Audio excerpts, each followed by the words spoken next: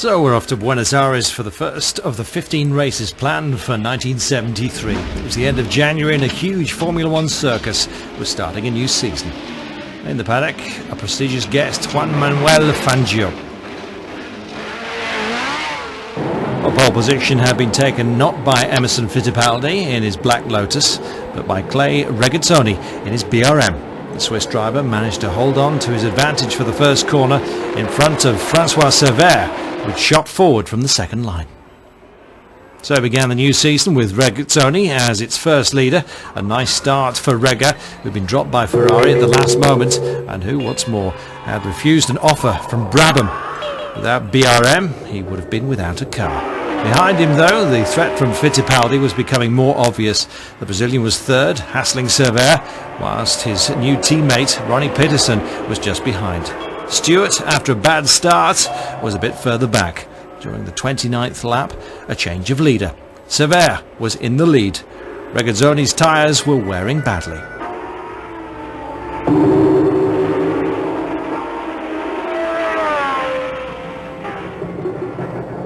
Over at Tyrrell, they were optimistic. Servais was now firm leader. Better still, Stewart had climbed back into second place.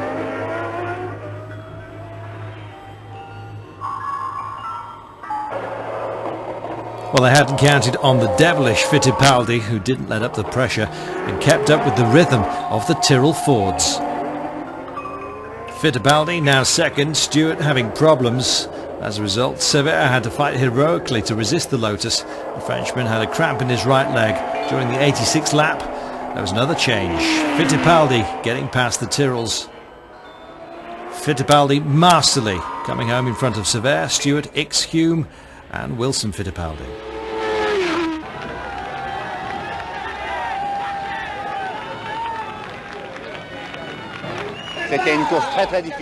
Well, Servais saying it was a very, very tough race, high pressure. There was never more than a 3-second gap between the leaders over 96 laps. A real race, he says. It was a hard race, a very good race, you know, and Emerson drove very well, as did Francois.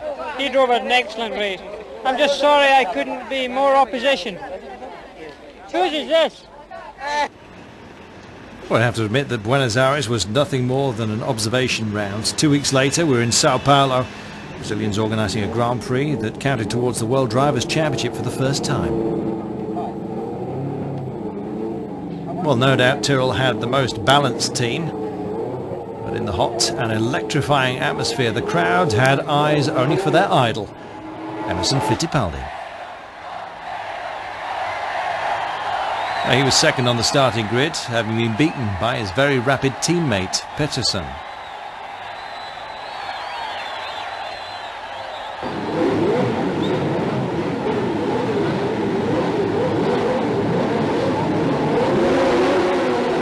So off they go, 40 laps of the long-lasting Interlagos circuit, adding up to 7,960 kilometres. Well, the Brazilians were jubilant. Fittipaldi was in the lead in front of the other local driver, Carlos Pace. He shot forward from the third line. Stewart and Peterson were following behind. Servais only 8th. Very soon, Pace had let Stewart and Peterson past. Well, Surtees' driver was already struggling with his tyres. The duel between Stewart and Peterson for second place was a stunner, but it didn't last. The Swedes gave in during the 6th lap. That left the positions well established with Fittipaldi in front, Stewart second, then Ix with his Ferrari, Beltoise in the BRM and Hume in McLaren. Servais, who was having problems with his shock absorbers, already a lap down.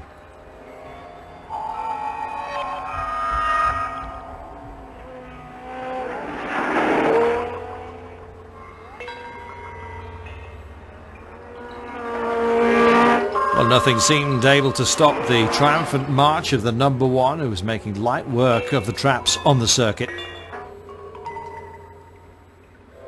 Amongst those who had to abandon, Wilson Fittipaldi and Jean-Pierre Beltoise, whilst Regazzoni had to stop and change his front tyres.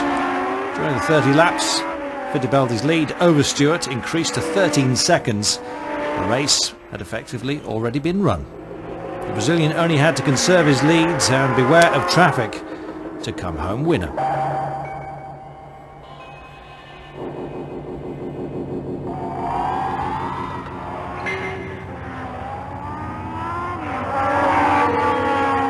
Sever stopped during the 32nd lap to change a wheel. He was 2 laps behind and wouldn't mark any points this time. Hume and Arturo Nazario in the Ferrari were 3rd and 4th. On the track, made slippery by dust and heat, the Lotus had nothing more to fear. During the off-season, Lotus had changed from Firestone tyres to Goodyear, and it seemed to be a good choice. At the finish, Colin Chapman threw his cap into the air as Fittipaldi took his 2nd consecutive victory in front of Stewart, Hume, Nazario, Ickx and Regazzoni. It was obviously a great welcome and already had a good lead in the championship, 8 points in front of Stewart. Battle was declared between the 2 men for the rest of the season. The 3rd round took place 4 weeks later in Kailami in South Africa. The circuit, as you all know, is situated at an altitude of 2,200 metres. This Grand Prix saw the first appearance of the new brand, Shadow, with a car driven by the American George Follmer. And the new McLaren also showing its face.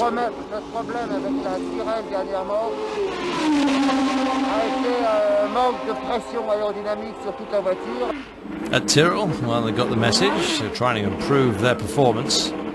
Constant dialogue between Sever and Stewart. I haven't gained or lost very much, but it's unstable on the straight.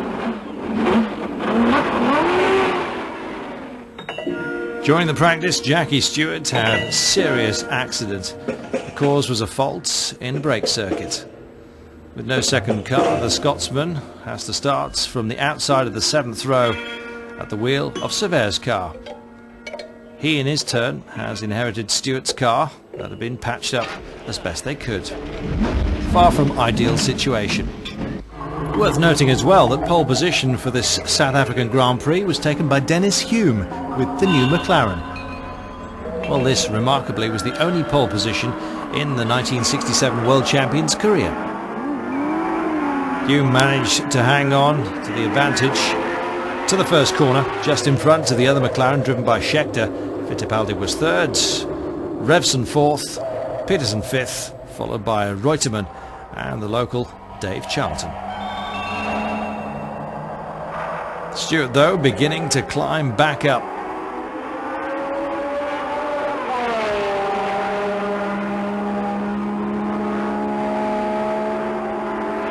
The placings remained more or less stable until the 3rd lap, when Regazzoni had an accident at the Crowthorne corner. The Swiss driver had been unable to avoid Charlton and been hit by Helwood Surtees and Ickx with his Ferrari.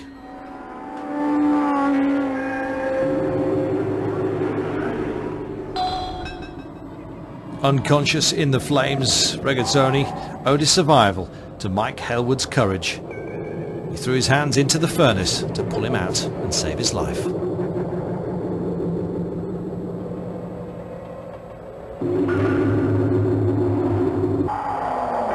Unmoved by the yellow flags being waved around the site of the drama, Stewart makes the most of the situation to overtake everyone and go into the lead in the 7th lap. Well, a complaint was lodged by McLaren, but the dual world champion in 69 and 71 only received a warning. Different times, different morals perhaps. As a result, Stewart went on to completely unhoped for victory. Fittipaldi could do nothing.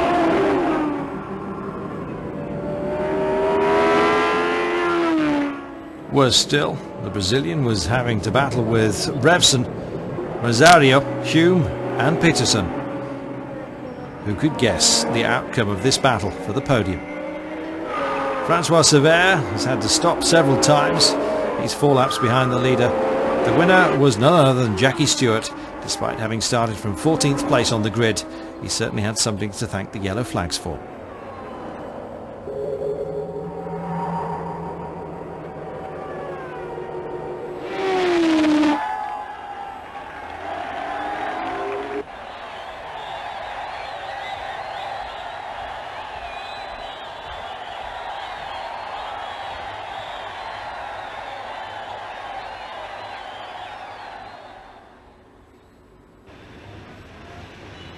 Well, there was then an 8-week break before the next race, the first in Europe, in Spain.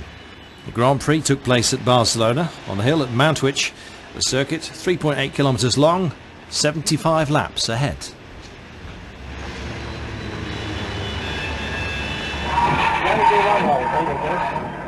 Amongst the new features, the Brabham BT42, owned by Gordon Murray. The Ferraris were as transparent as ever, and Clay Regazzoni was present. His accident at Kyalami, nothing more than a bad memory, it seems.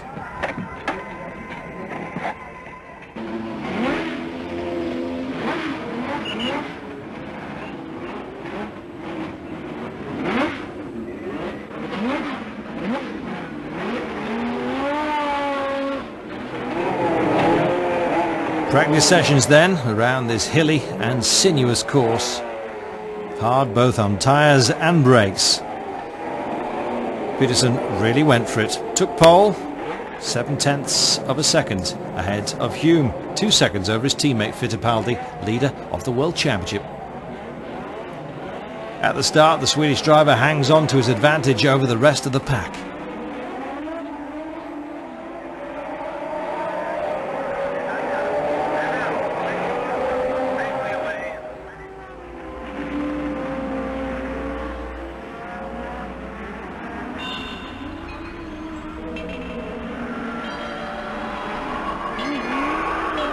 Little by little, Peterson increases his lead. Stewart overtook Hume for second place. The battle for third place was now between Hume, Sever and Fittipaldi.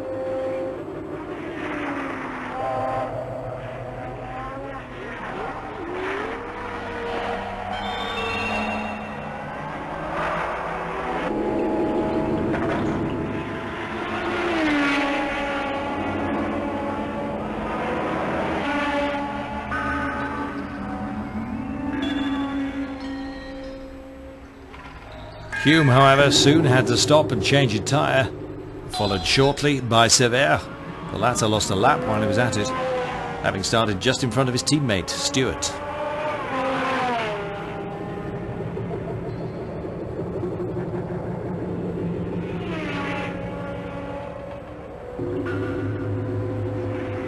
This was when Peterson began to have a few problems. During the 57th lap, he had to stop in the pits with a broken gearbox. Before that, Stewart had to abandon too, let down by his brakes.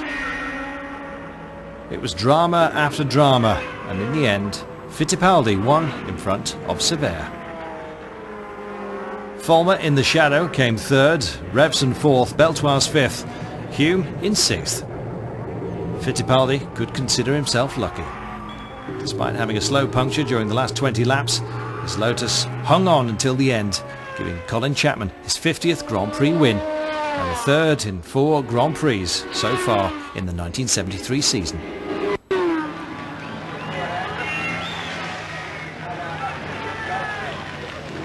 We next see Francois Sever on track at Zolder, a theatre both for the Belgium and European Grand Prix on the 20th of May. Well, that year the Frenchman had clearly gone up a level. Although he still lacked the success that sometimes makes world champions, he's definitely up at Stewart's level in terms of pure performance.